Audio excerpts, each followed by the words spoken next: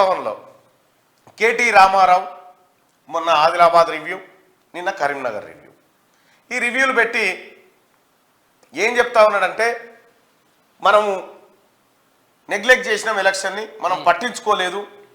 వాస్తవానికి ఈయన ఈ మాట చెప్తే కిందున్న కార్యకర్తలు ఏం చెప్పారంటే మీరు పట్టించుకుని కాదు, మీరే మమ్మల్ని పట్టించుకోలేదు, మేము వస్తామంటే ప్రగతి భవన్లకు రానియకపోతే మమ్మల్ని ఎన్నడూ కలవకపోతే అనేటువంటి మాట కార్యకర్తల నుంచి వచ్చుడుతో షాక్ అయ్యిండు కేటీ రామారావు. అహంకారం షాక్ అయ్యిండు కేటీ రామారావు. ప్రజలు ఏంది మన సొంత పార్టీ కార్యకర్తల రియాక్షన్ ఇట్లా ఉందేంది అనే పరిస్థితికి వచ్చింది. ఇక చాలా మంది పార్టీ మారబోతున్నారు అనేటువంటి చర్చ జరుగుతున్న నేపథ్యంలో గంగుల కమలాకర్ గారు ఒక వ్యాఖ్యలు చేశారు. మేము కేసీఆర్ గారికి సూసైడ్ స్క్వాడ్స్ అని చెప్తా ఉన్నాడు.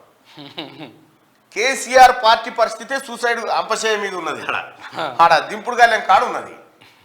ఇక మీ స్క్వాడ్స్ ఎందుకు, మీరు ఏం లేపలేరు కదా, ఇక అయిపోయింది.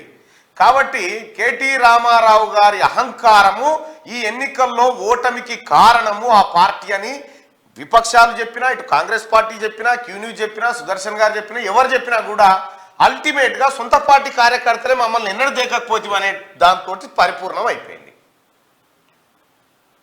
ఇది ఇట్లా జరుగుతూ ఉంది.